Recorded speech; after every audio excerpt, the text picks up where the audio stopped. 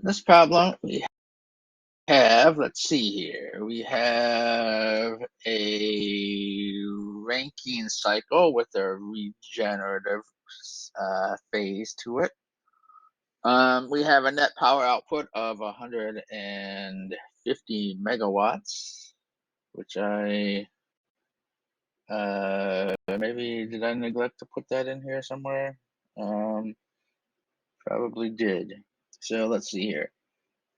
W.net equals 150 megawatts. There we go. And let's see here, operates between 10 megapascals and 10 degrees, 10 kilopascals. The efficiencies for the turbine, the efficiency for the turbine is 80%, and for the pumps is 95%. And didn't seem to write that. 80%, and the pumps are 90%. So 80%? No, not 95% is what the pumps were. All right, there we go. So we have basically the same process as always. We'll start off with I guess I should probably label these. This is one. This is 1, 2, 3, 4, 5, 6, 7. Yeah, that's right. Okay, so start off looking at 1. We know we have a saturated liquid. We know it's at 10 kilopascals. So we can get enthalpy and specific volume. We can get the work input to the pump then. And again, remembering to use the efficiency to get this value. Then we can get the enthalpy at 2 out of the pump. At 3, we have a pressure of 500 kilopascals. And we know that we also have a saturated liquid there. Okay, so coming in here, this is all at 500 kilopascals. So we can get the enthalpy and the specific volume. And then because we know the specific volume and we know these two pressures, we know then the efficiency of the pump, we can get the specific work into the pump, and then we can get the enthalpy out of the pump using an energy balance on this pump here. Again, as always, we're assuming all this stuff is adiabatic except for the stuff where we actually want heat transfer. So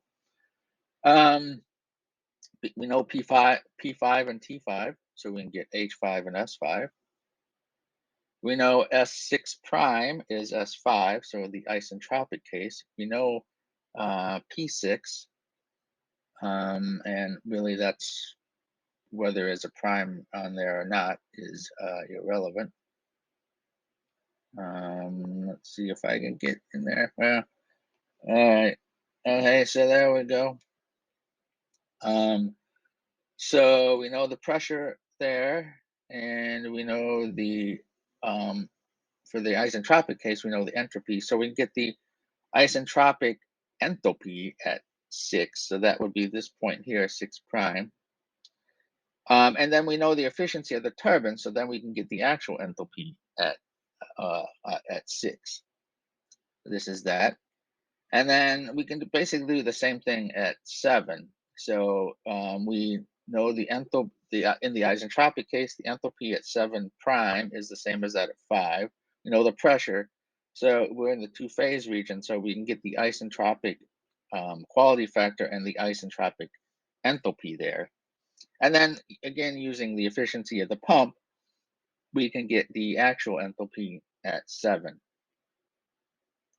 Now we look at a energy balance on the what do you call it? The what is the name of that thing? The feed water heater, right? The open feed water heater. That's what we got here. An open feed water heater. Energy balance on this, energy flow in, energy flow out. And that allows us to find this mass flow ratio of m.6, which is this coming off here, to m.3, which is what's coming out of here, and which is also what's going into the turbine. So we find out that that ratio is 0.1718, which is basically saying that we're taking about 17% of the steam out of the turbine here at 6. Now we have enthalpies everywhere, so we can get the heat transfer in, which is just the heat transfer from the enthalpy difference in the boiler, and the heat transfer out, which is the enthalpy differences in the condenser. So but we don't have the full flow flowing through the condenser, so we need to get this on a kilogram basis of kilograms of flow going through the turbine.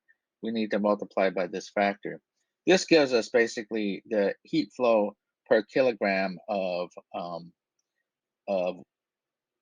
fluid flowing through the condenser. But we don't have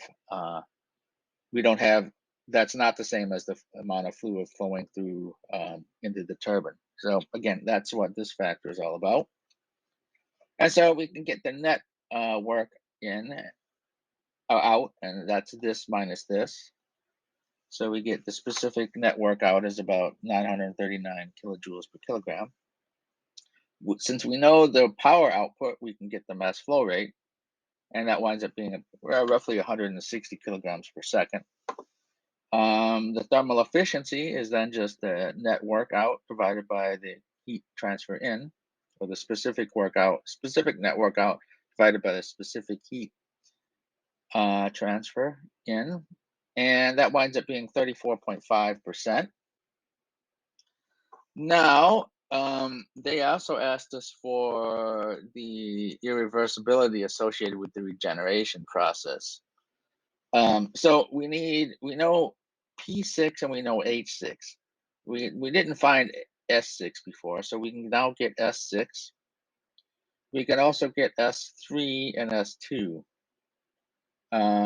Let's see here, by just looking those up, because we know the enthalpy and the pressure at 2, and at 3 we know that it's a saturated liquid, and we know the pressure. So again, we can get these enthalpies from the information we know. And then the irreversibility of the regeneration process is just S3 minus Y times S6 minus 1 minus Y times S2. Again, just getting all these things on a per kilogram flowing out of the feed water heater. So we had S3, we had the full amount coming out. At S6, we have Y times the amount coming in, because we took a percentage off here. And then at 2, we have the 1 minus Y flowing in. So that's where we get these terms. And calculating all that, we get 39.25 kilojoules per kilogram.